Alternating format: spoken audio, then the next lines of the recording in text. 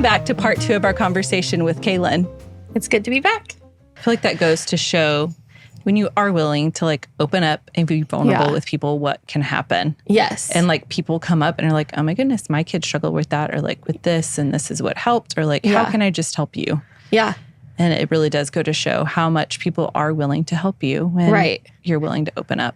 It is. And we've experienced it from strangers. And then I've also been able to help other moms. I'm like, what can I do to help you right now? Like, we're good. I see you're struggling. Can I help?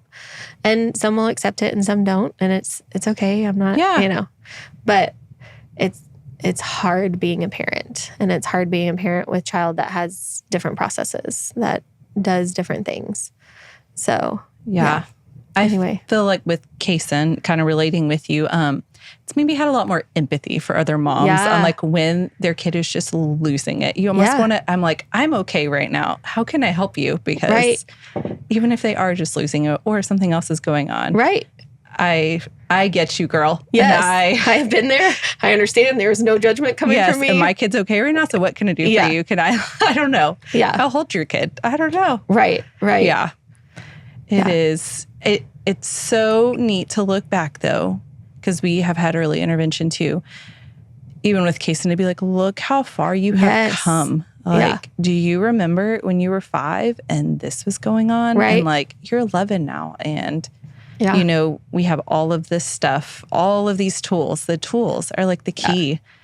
We're like, oh, I need to use some of these for myself. Yes. That has happened multiple times. But that's what, like, watching him, and even with all of Hadley's medical stuff that has happened, it was our people, came for her, but also were like, we know Cooper struggles. Like, what can we do to help him? Like, how can we help him? And so when she was in the hospital, I had already accepted he probably wouldn't come through the doors because he has a big fear of medical anything. And so it was okay, I know he's probably not going to be able to come, and that's what's best for him. So I called my brother, and my brother came down, and they were like, we'll be here, for these couple of days. If he wants to come up, we'll bring him up. If not, then we'll keep him. So being patient with him in that moment. And then he decided, well, maybe I do want to go just sit in the waiting room with all the people that are there while she's having her surgery. And him seeing all the people that showed up, but not just for Hadley. They also showed up for him. They showed up for the family. They showed up for everybody involved. And so that was huge for him. And then 3 days later, when he was allowed, because there's certain parts that he wasn't, because of his age, he's not allowed to come up and see. But he FaceTimed her, and that was huge because she had tubes. She's hooked up to all these different things because she's just gone through all of this. And he was like, well, I'm just going to read her a story. And I was like, great, that's what you can do. And he had his little voices, and, she kind of smiled. So she was getting reactions. And then 2 days later, he, told my mom down. He was like, well, maybe I'll go visit. Maybe I'll go up to her room. And that, even thinking back on it, I'm like, whew, that would have never happened a year ago. It would have never happened 2 years ago. It would have never happened 3 years ago that he would have even considered coming up. And they have what's called child life specialists. So they're counselors, but also know all the medical stuff. And so he walked in, and he like touched her and was like, hey, and he ran out. And then they followed and were like, hey, this is what it is. This is why she's doing it. Because he, again, is that why child. Like, why does she have to have this? Why is this? What is this doing? What is this? They sat there and walked him through for an hour and a half of, I love this that. is what all this is. This is why she's doing it. And they were like, how can we help you go sit next to her? And he was like, I don't know. And they were like, well, what do you like to do? And he was like, art. So they have this huge room, and he got to pick a game and something to do. So they even knew, like, we've got to get that logical side. So he's not seeing everything. He's helping her do this. What can I help her do this? Yeah. And that was huge for Hadley and for him, because they are very close. They fight like siblings always do, but they are super close. And we knew he was struggling. He just doesn't show it outwardly. And and it came out differently for him to process and do. But being able to be with her, and then it was every day. When are we going to go see Hadley? When are we going to see Hadley? Are we going to see Hadley today? Aww. And so he was there every single day until she was checked out. And that's true testament to how much he worked and how much the people around, again, supporting. He was like, oh, I see all of our church family is here. We have school family here. Everybody showed up to be here, talking to me, playing with me, all those things during surgery. Okay, well, now this isn't as scary of a place. And then he could build up that courage to be able to do what he really did truly want to see his sister. But it's a new and different environment, and that's what he struggles with. I just feel like that gave him an extra dose of confidence. Yes. Like, I did something so hard for me. Yeah. And I can do something else. Just like every little marble that goes in that jar just keeps building it up. Yeah. And people at school noticed that, like, because they knew, oh, he doesn't like this. And he was like, well, I went and saw. And they were like, oh my goodness, that was amazing. I'm so proud of you for being so brave. And like you said, that just slowly started building him up and changing and doing like, oh, well, I can do that. I did this hard thing. Well, if I can do this hard thing, I can do this. And it has that ripple effect of, yes, I am capable of doing these things. It might be different for me. It might be harder for me. It might take me longer to do it. But I am still capable of doing things. And I might have to do it in my own way. And that's what, he's very hard-headed. So he has a certain way that he wants things to be done. And he has a certain thought process of this is how it should be done. And when you try to show him others, it really challenges him. And most of the time he won't accept it right away. He goes and then he fails a couple of times and then he comes back and he's like, okay, so what was your suggestion that you said? I'm like, oh, okay, let's try this again. What about this and this? And he's gotten better about stopping and listening, but not all the time. And he's a kid. I mean, he's a 5th grade boy. So they're going to start to not listen a lot more. Yeah. Just going back to like the patience it takes. Yeah. You're like, oh, just how much patience it takes for him to even get up there. But then the end result of how much confidence that built in him.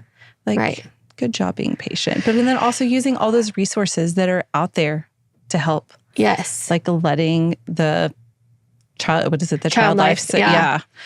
Letting her like step in and talk him through it. And because they are trained in it and they're so good at it. Yes. And that's what she was like, Mom, this is what I'm here for. Like, this is what I am built for. This is what I know.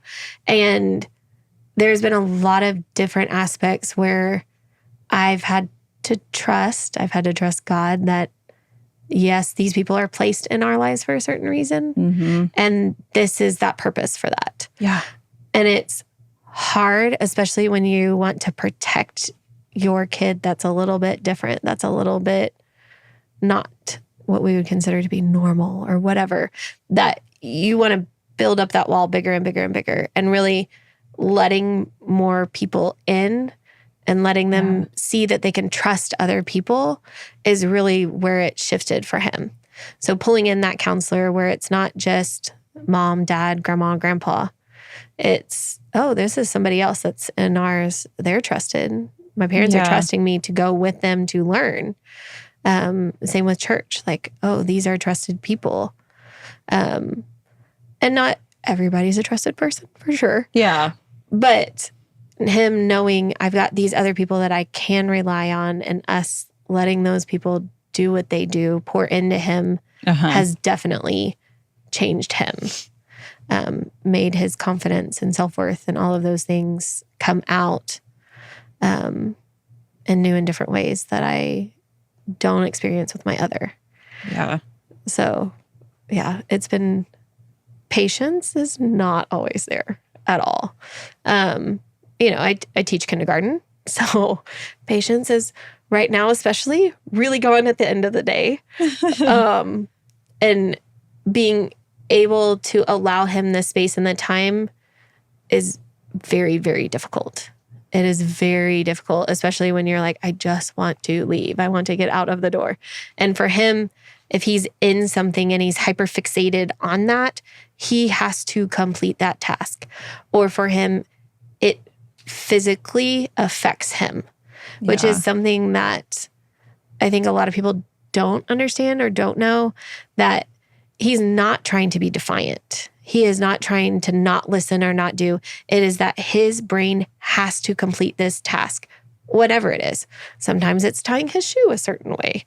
Sometimes it's finishing a drawing. Sometimes it's, you told me to clean my room 5 days ago. Well, now I'm ready to clean my room and I have to finish it right now. And I'm like, let's just walk out the door.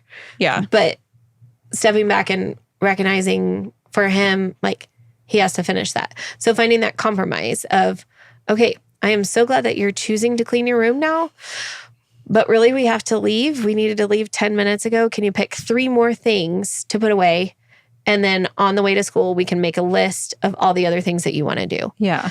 So that's where huge counseling has come in, that he can do that. Because prior, we would have never left for school, and or I would have been dragging him to put him into the car.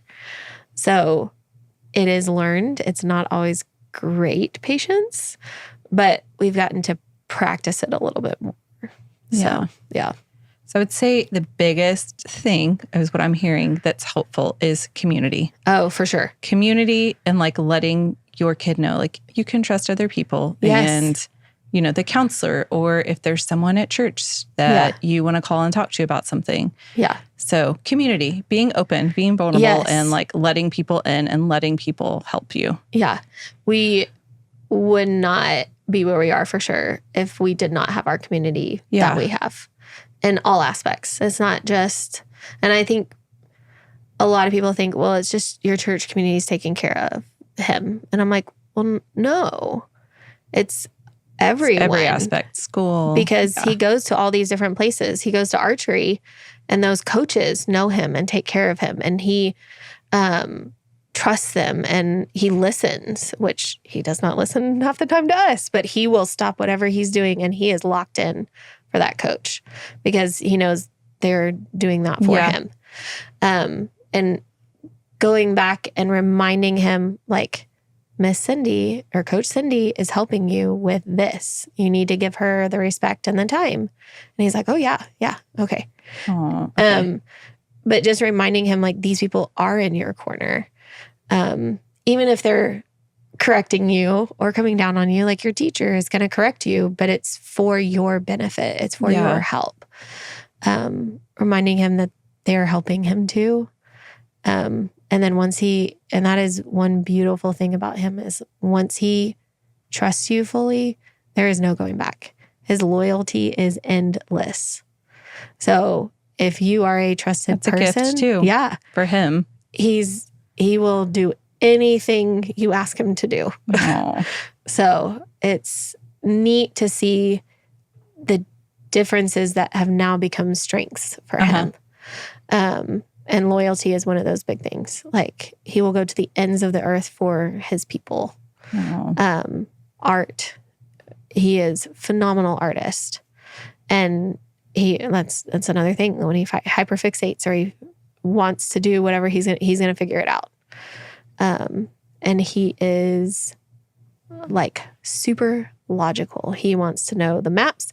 He loves to memorize maps. He wants to know the who, the what, the when, the why. All the questions fired all the times. But those are becoming his strengths. And he's starting to figure out, oh yeah, my brain does think this differently, but this is now fully a strength for me. Yeah. So flipping that for him too. Yeah. And letting him flip that in his mind of. Yeah. Oh, that's sweet. Thank you so much for sharing part of your story with us. Of course. Yeah. Thanks. Bye, Kay Lynn. Bye.